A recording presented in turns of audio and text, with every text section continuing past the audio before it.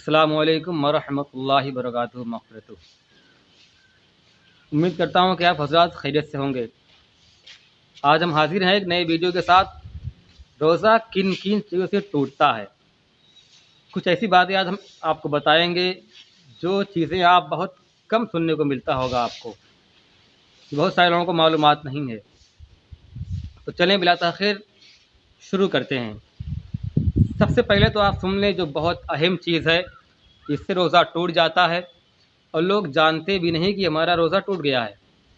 पहली बात, जब नाक में पानी चढ़ाते हैं वज़ू करने के लिए या गुस्ल करने के लिए, अगर वो पानी दिमाग पे चढ़ गया तो रोज़ा टूट जाता है। इस मसले को अक्सर बेशतर लोग नहीं जानते हैं। पानी अगर आप नाक में चढ़ा रहे हैं या वज़ू कर रहे हैं या आप गुस्ल कर रहे हैं और दिमाग की पानी चढ़ गया तो रोज़ा आपका टूट गया। इसीलिए आप जब वज़ू बनाएंगे या गुस्ल करेंगे बहुत ही एहतियात से आप पानी चढ़ाएंगे कि आपके दिमाग पर पानी चढ़ने ना पाए। दूसरी बात,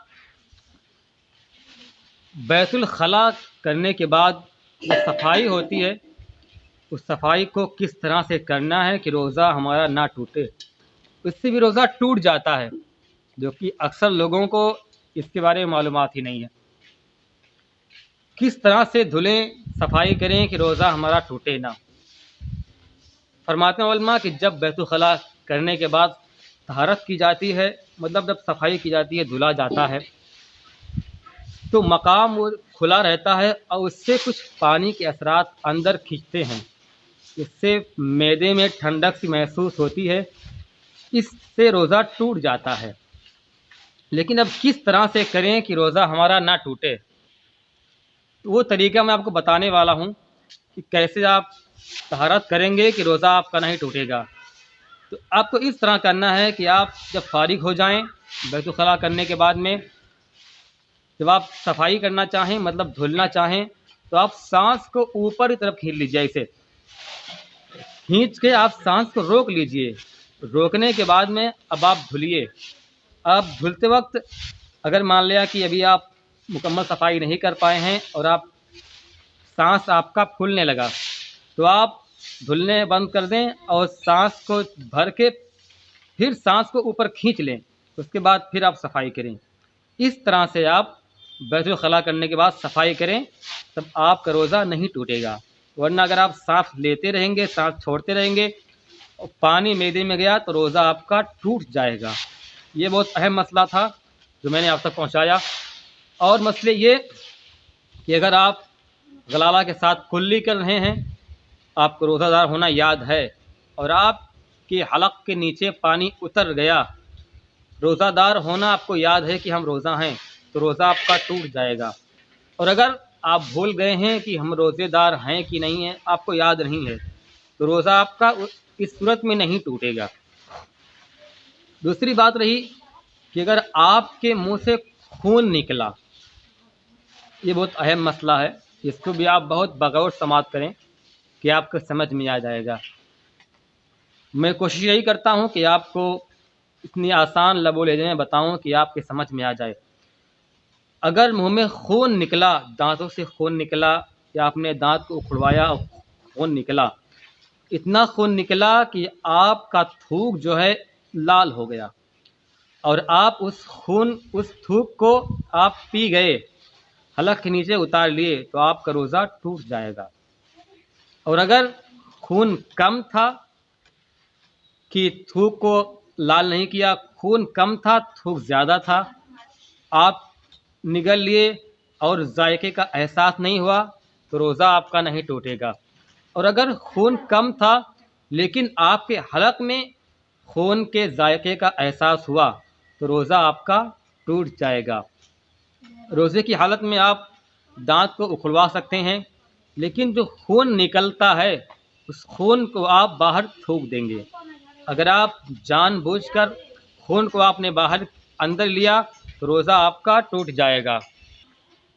तो खून अगर ज़्यादा होगा, आप उसको अंदर ले जाएंगे, हलक के नीचे उतारेंगे, तो रोज़ा टूट जाएगा।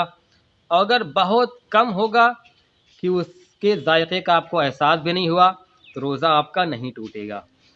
उसका एक जायका होता है खून का।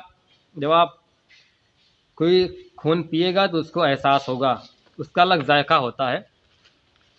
तो अगर आपको एहसास नहीं हुआ कि हम खून पिए हैं या फिर थूक खा ली है, तो आपका रोज़ा नहीं टूटेगा। अगर पूरा खून लाल हो गया था तो रोज़ा टूट जाएगा। ये चीज़ें हो गई। और एक बात और, एहतराम अगर आपको हो गया सोते में, तो एहतलाम होने से आपका रोज़ा नहीं टूटता है। बहुत से लोग सोचते हैं कि रोज़ा हमारा टूट गया, लेकिन हजरात रोज़ा आपका नहीं टूटेगा। ऐसे ही अगर आप अनजाने में खाना खा रहे थे और पानी आप पी रहे थे, आपको याद आ गया कि हम रोज़ादार हैं। याद आने के बाद अगर आप एक लुक़मा भी अगर खाएं तो रोज़ा आपका टूट जाएगा।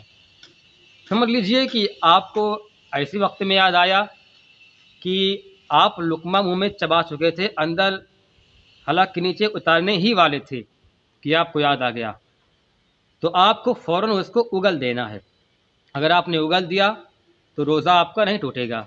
और अगर आपने जानने के बाद, याद आने के बाद अगर आप वो लुक़मा निगल गए तो रोज़ा आपका टूट जाएगा। ऐसे ही पानी पीने के बारे में है।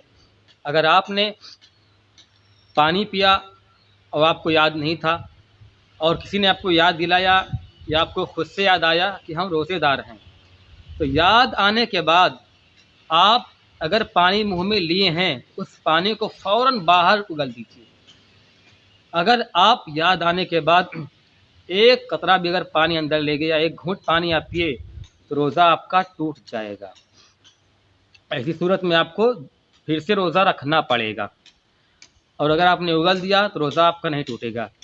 इस तरह से अगर आप भर पेट खाना खा लिए अनजान में, भूले से, और जब आप पूरा खाना खा चुके, पानी पी चुके, आपको तब याद आया कि हम तो रोज़ेदार थे, और आप पूरा खा चुके थे, मुकम्मल पानी पी चुके थे, उसके बाद आपको याद आया, तब भी आपका रोज़ा नहीं टूटेगा। आपने सही सुना है कि मुकम्मल खाना खाने के बाद आपको याद आया कि हम रोज़ेदार हैं, तो आपका रोज़ा नहीं टूटेगा। याद आने के बाद अगर आपने खाया तो टूट जाएगा, अगर नहीं खाया तो आपका रोज़ा नहीं टूटेगा। मतलब कि जब तक आप भूले हैं, आप भरपेट खाना खा लें या पी लें, रोज़ा आपका नहीं टूटने वाला है। याद आने के बाद अगर आपने खाया या पिया तो आपका रोज़ा टूट जाएगा। ऐसे ही एक मसला बहुत ज़्यादा चलता है औरतों के ताल्लुक़ से कि औरतें अक्सर खाना वगैरह पकाती हैं, नमक चेक करने के बारे में कुछ मसला हो जाता है। मान लिया सुबह का खाना पका रही हैं, तो सब्ज़ी या दाल या कुछ ऐसी चीज़ें हैं जिसमें नमक ज़्यादा या कम होने का ख़तरा रहता है, तो इसमें उलमा फरमाते हैं कि अगर शौहर इतना सख्त हो कि अगर नमक ज़्यादा तेज़ हो जाएगा या कम हो जाएगा तो मारेगा या सख्त तकलीफ़ देगा, तो ऐसी सूरत में वो सिर्फ़ ज़बान पे रख कर नमक चेक कर लें, चेक करने के बाद उसको थूक दें। ये सूरत उनके लिए है, ऐसा कर सकती हैं। ऐसा करने से रोज़ा नहीं टूटेगा। ये मेरी माँ बहनों के लिए तोहफ़ा है। लेकिन अगर आपने चेक किया और फिर उसको आपने अंदर ले लिया, हलक के नीचे आपने उतार लिया, तो रोज़ा आपका टूट जाएगा। और अगर शौहर इतना सख्त ना हो तो फिर आप ऐसा ना करें, उसी अंदाज़ से आप डालें कि नमक ज़्यादा तेज़ या कम ना हो। कम हो जाएगा तो लोग डाल सकते हैं, ज़्यादा हो जाएगा तो फिर मसला हो जाएगा। इसलिए ये सूरत उस हालत में है जब शौहर सख्त हो, मारे पीटे या गाली गलौज दे, उससे एज़ा पहुँचने का ख़तरा हो, तो आप ऐसा कर सकती हैं। फिर रही बात, अगर कोई अपने हाथ से मनी निकालता है तब भी उसका रोज़ा टूट जाएगा। जैसा कि आपने सुना कि एहतलाम होने से रोज़ा आपका नहीं टूटेगा, लेकिन कोई अपने हाथ से मनी को निकालता है, जिसको वसी कहते हैं, लवातत कहते हैं, तो उससे रोज़ा टूट जाएगा। ये सख्त गुनाह है, जिसे पाक में उसे मलऊन कहा गया है। मान लिया कि मर्द औरत दिन में मुबाशरत कर रहे थे और उन्हें याद नहीं था कि हम रोज़ादार हैं, और इत्तेफाक उन्हें याद आ गया और अंदर शौहर ने दाखिल किया हुआ था। जैसे याद आया, अगर वो तुरंत अलग हो गया तो रोज़ा उसका नहीं टूटेगा, और अगर याद आने के बाद में एक आध बार हरकत दिया तो उसका रोज़ा टूट जाएगा। और अगर भूले से आप करते रहे, करके फारिग भी हो गए, और फिर फारिग होने के बाद आपको याद आया, तब भी आपका रोज़ा नहीं टूटेगा। इसी तरह से अगर हश्फा दाखिल हो गया, इंजाल नहीं हुआ, तब भी रोज़ा टूट जाएगा। इंजाल होना शर्त नहीं है, सिर्फ हश्फा दाखिल हो गया तो दोनों का रोज़ा टूट जाएगा। अगर जान के कर रहे हैं तो, अगर अनजान में ऐसा हो रहा है तो रोज़ा टूटेगा नहीं, लेकिन गुस्ल फ़र्ज हो जाएगा। औरत ने अपनी शर्मगाह में भीगी उंगली को दाखिल किया तो उसका रोज़ा टूट जाएगा। उम्मीद करता हूँ कि आप हज़रात को ये वीडियो अच्छा लगा होगा।